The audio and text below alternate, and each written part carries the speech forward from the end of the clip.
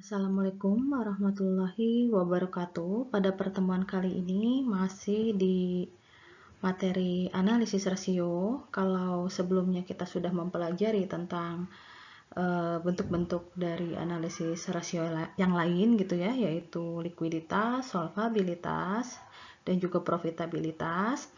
Di sini rasio yang keempat yang akan kita pelajari adalah rasio aktivitas. Nah, apa itu rasio aktivitas? Rasio aktivitas di sini diartikan ya sebagai rasio yang digunakan untuk mengukur efektivitas perusahaan dalam menggunakan aktiva yang dimilikinya ya. Atau dapat pula dikatakan rasio ini digunakan untuk mengukur tingkat efisiensi atau efektivitas pemanfaatan sumber daya perusahaan. Nah, efisiensi yang dilakukan di sini misalnya adalah di bidang penjualan, persediaan, penagihan piutang, dan juga efisiensi di bidang lainnya ya, termasuk juga modal kerja. Nah, rasio aktivitas ini juga digunakan untuk menilai kemampuan perusahaan dalam melaksanakan aktivitas sehari-hari. Itu sebabnya dinamakan rasio aktivitas ya. Kalau rasio profitabilitas itu kan untuk mengukur kemampuan perusahaan dalam mengelola aset yang dimiliki, sumber daya yang dimiliki dalam rangka memperoleh laba atau keuntungan ya. Nah, kalau aktivitas ini adalah rasio yang digunakan untuk mengukur kemampuan perusahaan dalam mengelola aktiva yang dimiliki ya atau sumber daya yang dimiliki perusahaan dalam kegiatan sehari-hari atau aktivitas sehari-hari ya. Nah, dari hasil pengukuran rasio aktivitas ini nantinya akan terlihat apakah perusahaan lebih efisien dan efektif dalam mengelola aset yang dimilikinya atau sebaliknya. Kemudian selanjutnya yang kedua ada tujuan dari rasio aktivitas ya. Yang pertama adalah untuk mengukur berapa lama penagihan piutang selama satu periode atau berapa kali dana yang ditanam dalam piutang ini berputar dalam satu periode ya. Nah, seperti yang kita ketahui bahwa piutang ini kan muncul karena adanya penjualan secara kredit ya. Nah, piutang ini juga merupakan bagian dari investasi perusahaan yang dimana di dalam piutang ini tentu saja ada nilai bunga yang nantinya akan diperoleh gitu ya oleh perusahaan itu sendiri. Namun, lamanya dana yang tertanam dalam piutang ini juga harus diperhitungkan. Kenapa demikian? Agar supaya tidak terjadi yang namanya over investment atau kelebihan dalam berinvestasi di dalam piutang itu sendiri ya. Nah, sehingga disinilah pentingnya pengelolaan piutang dengan baik gitu ya. Supaya apa? Supaya tadi tidak terjadi over investment. Pengelolaan piutang ini berupa perhitungan berapa lama dana tertanam dalam piutang dan juga berapa jumlah rata-rata dari hari piutang tersebut ya. Perhitungannya adalah penjualan dibagi dengan piutang.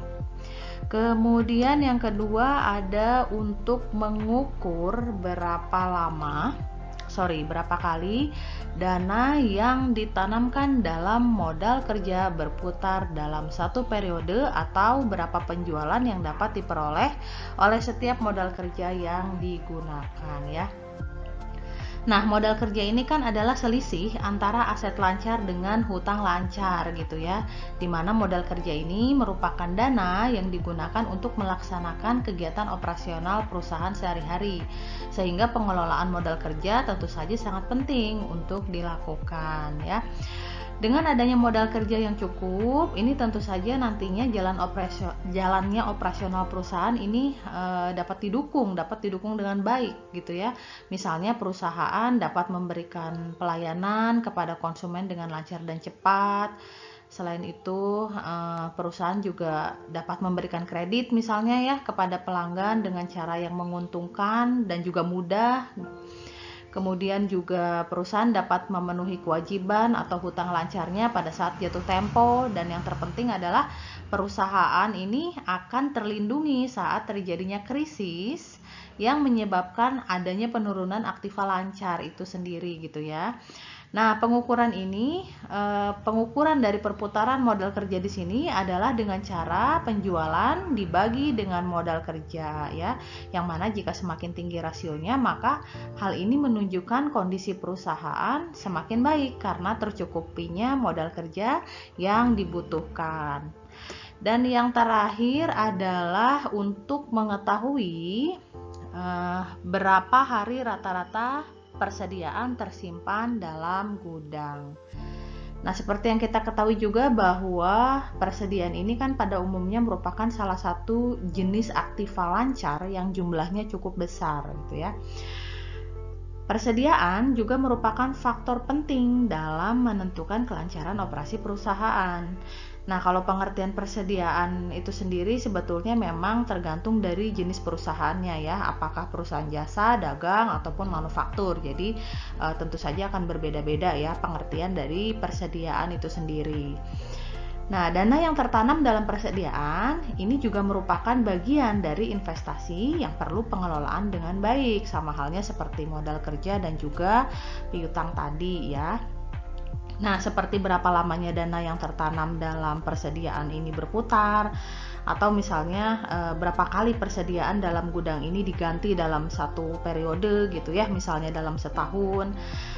Kenapa demikian? Karena hal ini menentukan keefektivitasan manajemen perusahaan dalam menggunakan sumber daya yang dimiliki gitu ya, yang mana dalam hal ini adalah persediaan. Tentu saja perputaran persediaan ini juga akan berpengaruh terhadap perolehan penjualan ya. Nah, jika semakin tinggi rasio dari perputaran persediaan, ini akan menunjukkan semakin baiknya rasio aktivitas dari perusahaan tersebut ya. Selanjutnya yang ketiga ada manfaat dari rasio aktivitas. Yang pertama ini adalah dalam bidang piutang ya. Nah, manfaat dalam bidang piutang di sini maksudnya adalah manajemen dapat mengetahui berapa lama piutang ini mampu ditagih selama satu periode gitu ya. Nah, kemudian manajemen juga dapat mengetahui berapa kali dana yang ditanam dalam piutang ini berputar misalnya dalam 1 tahun gitu ya. Nah, demikian dapat diketahui nantinya apakah kegiatan perusahaan dalam bidang penagihan ini sudah efektif atau justru sebaliknya.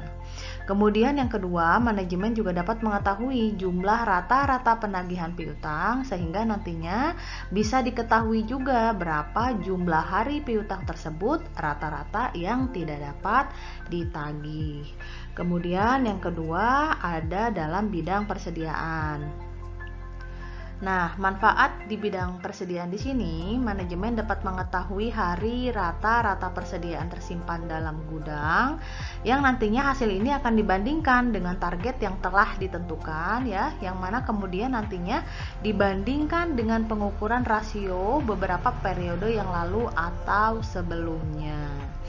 Kemudian selanjutnya yang ketiga dalam bidang modal kerja dan penjualan. Nah, dalam bidang ini, manajemen dapat mengetahui berapa kali dana yang ditanam dalam modal kerja ini dapat berputar dalam satu periode ya, atau dengan kata lain, berapa penjualan yang dapat dicapai oleh setiap modal kerja yang digunakan. Kemudian yang terakhir adalah dalam bidang aktiva dan juga penjualan. Nah, dalam hal ini manajemen dapat mengetahui berapa kali dana yang ditanamkan dalam aktiva tetap ini berputar dalam satu periode, misalnya 1 tahun gitu ya. Nah, selain itu manajemen juga dapat mengetahui penggunaan dari semua aset atau aktiva perusahaan gitu ya, dibandingkan dengan penjualan dalam satu periode tertentu misalnya. Yang keempat, ini ada jenis-jenis dari rasio aktivitas ya, sama halnya dengan analisis rasio yang sudah kita pelajari sebelumnya, yaitu likuiditas, solvabilitas, dan profitabilitas ya, di mana masing-masing dari rasio tersebut memiliki bentuk-bentuk dari rasionya. Nah, begitu pula dengan rasio aktivitas ini terdapat jenis atau bentuk-bentuk dari rasio aktivitas itu sendiri ya. Yang pertama adalah perputaran piutang. Nah, perputaran piutang ini adalah untuk mengetahui berapa lamanya dana perusahaan tertanam dalam piutang dan juga untuk menentukan hari rata-rata penagihan piutang ya. Kemudian yang kedua ada perputaran persediaan atau inventory turnover dan juga hari rata-rata penagihan persediaan ya. Di sini juga untuk mengetahui berapa lamanya dana perusahaan tertanam dalam persediaan. Kemudian yang ketiga ada perputaran modal kerja dan yang terakhir ada perputaran aktiva tetap. Di sini untuk mengetahui dari modal kerja dan juga aktiva tetap yang dimiliki perusahaan bisa menghasilkan berapa besarnya penjualan ya. Nah, akan kita bahas satu persatu dari bentuk-bentuk rasio aktivitas ini di slide berikutnya.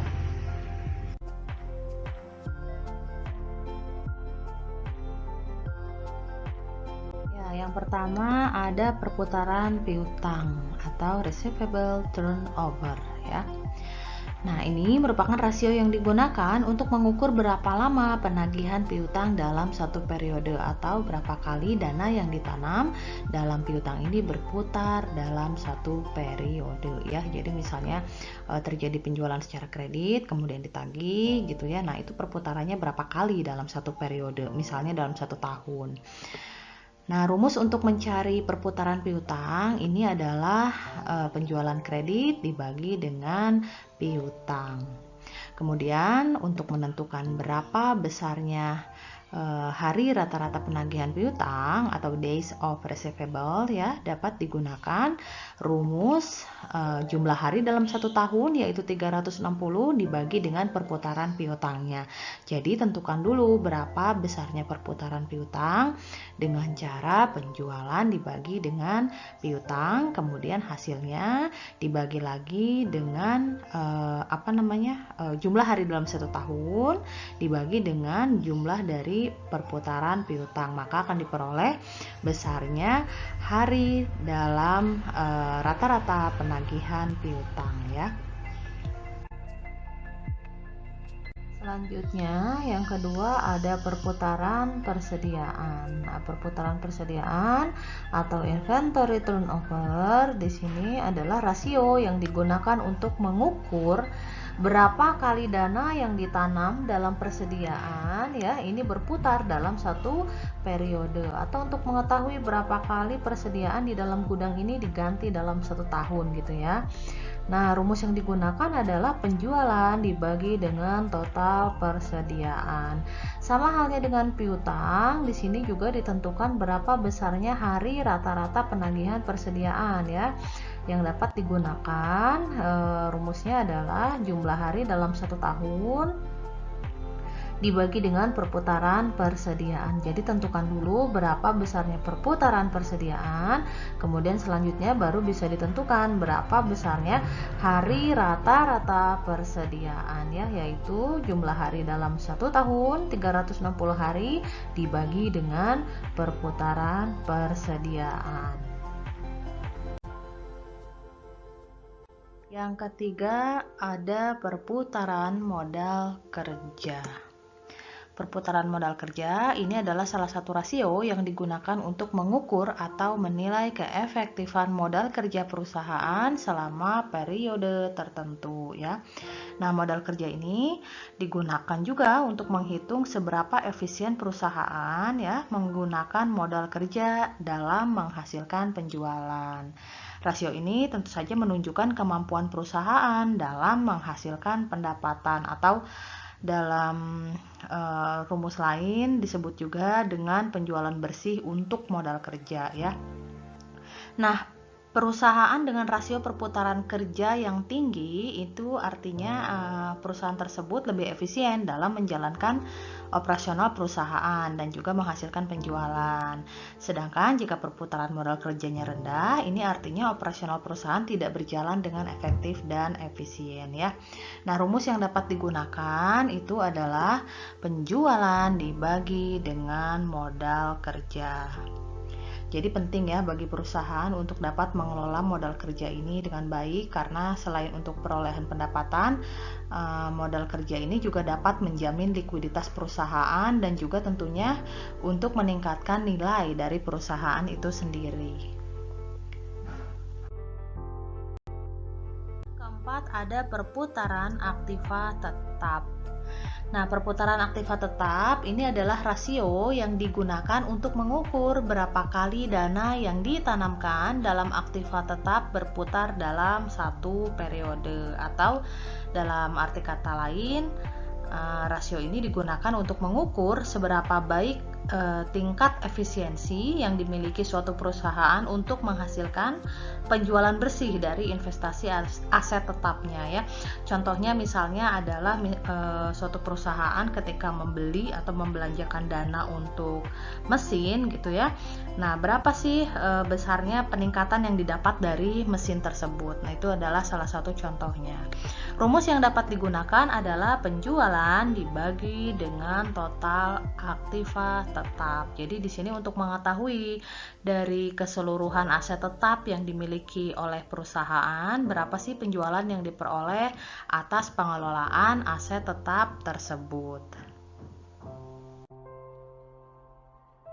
Dan yang terakhir ada perputaran aktiva. Rasio ini digunakan untuk mengukur perputaran semua aktiva atau semua aset ya yang dimiliki perusahaan dan mengukur berapa jumlah penjualan yang diperoleh dari tiap rupiah aktiva. Jadi kalau tadi sebelumnya hanya total aset tetap saja, kalau perputaran aktiva berarti seluruh asetnya ya, baik aset tetap maupun aset lancar. Jadi dari seluruh aset yang dimiliki perusahaan, berapa besarnya penjualan yang dapat diperoleh ya. Nah, rumus yang dapat digunakan adalah penjualan dibagi dengan total aktiva atau total aset.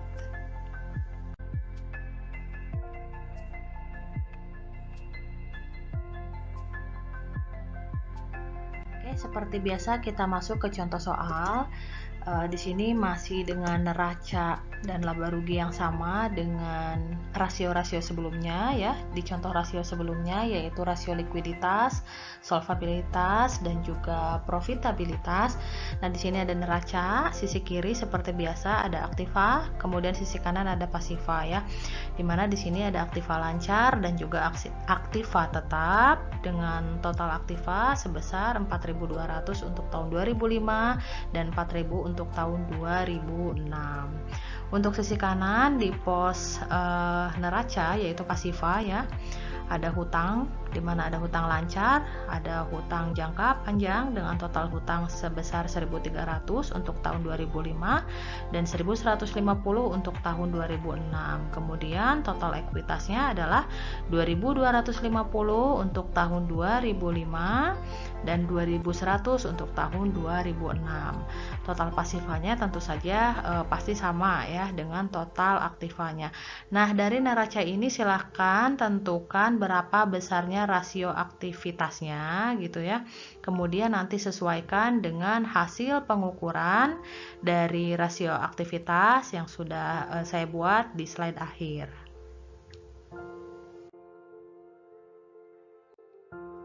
Selanjutnya yang kedua ada laporan laba rugi ya. Sama dengan contoh soal di rasio-rasio sebelumnya ya, rasio likuiditas, solvabilitas dan juga profitabilitas. Ini masih sama bentuk laporan keuangannya, contohnya juga sama. Nah, untuk memperoleh besarnya earning after tax seperti biasa ya, penjualan dikurangi dengan harga pokok penjualan, maka diperoleh laba kotor. Kemudian hasil dari laba kotornya dikurangi dengan biaya-biaya operasional perusahaan ya, seperti biaya penjualan, biaya umum dan administrasi dan lain sebagainya. Maka diperoleh besarnya pendapatan bersih operasi. Nah, kemudian jika ada pendapatan lainnya bisa ditambahkan ya dengan pendapatan lainnya, tapi kalau tidak ada berarti tidak usah ya. Nah, pendapatan bersih operasi ini sama dengan earning before interest and tax ya. Kenapa? Karena belum dikurangi dengan beban bunga dan pajak. Jadi, earning before interest and tax dikurangi dengan biaya bunga, maka diperoleh besarnya EBT atau earning before tax ya. Nah, kemudian selanjutnya yang terakhir dikurangi dengan pajak atau tax. Di sini contohnya adalah 20% ya. Maka diperoleh besarnya earning after tax atau laba bersih setelah pajak. Di sini tahun 2005 adalah 1.296 dan tahun 2006 adalah 904. Jadi silahkan tentukan berapa besarnya rasio aktivitas ya dari bentuk-bentuk rasio aktivitas yang sudah tadi saya jelaskan di slide-slide sebelumnya. Kemudian sesuaikan dengan hasil pengukuran dari rasio aktivitas yang ada pada slide akhir ya. Nah, berikut adalah hasil pengukuran dari rasio aktivitas ya dari contoh soal yang tadi di laporan keuangan yang sebelumnya, di slide sebelumnya. Hasil pengukurannya adalah untuk perputaran piutang di sini diperoleh 12 kali di tahun 2005. Di tahun selanjutnya ada 15,5 kali. Kemudian yang kedua ada rata-rata hari penagihan piutang, ada 34 hari dan 25 hari untuk tahun selanjutnya. Kemudian yang ketiga ada perputaran persediaan, yaitu diperoleh hasil 24 kali di tahun 2005 dan di tahun selanjutnya 18 kali ya. Kemudian rata-rata penagihan persediaannya adalah 15 hari untuk tahun 2005 dan 20 hari untuk tahun selanjutnya. Kemudian working capital turnover atau perputaran modal kerja diperoleh hasil 3,7 kali dan 4,2 kali. Kemudian perputaran aset tetap 2,5 kali untuk tahun 2005 dan 2,2 kali untuk tahun 2006 ya. Dan yang terakhir ada total aset turnover atau perputaran total aset diperoleh hasil sebesar 1,42 kali dan untuk tahun selanjutnya 1,38 kali. Di sini bisa kita lihat standar industri untuk masing-masing rasionya ya. Nah, jika hasilnya melebihi atau misalnya ada di bawah rata-rata industri, berarti kondisi perusahaan tersebut belum dapat dikatakan mengelola asetnya gitu ya, mengelola aset lancarnya maupun aset tetapnya gitu ya dengan optimal, dengan efektif dan efisien. Kalau misalnya hasilnya ada di bawah rata-rata industri. Tapi kalau hasilnya sama dengan rata-rata industri atau berada di atas standar rata-rata industri, maka perusahaan ini dikatakan sudah cukup optimal dalam mengelola aset yang dimiliki ya, baik aset lancar maupun aset tetap. Karena di sini kan ada aset lancar ya, yaitu berupa piutang dan persediaan, kemudian modal kerja gitu ya, dan juga ada aset tetap atau fixed asset dan juga total asetnya. Untuk interpretasi dari masing-masing rasio ini bisa dipelajari lagi di slide-slide sebelumnya ya untuk lebih spesifiknya.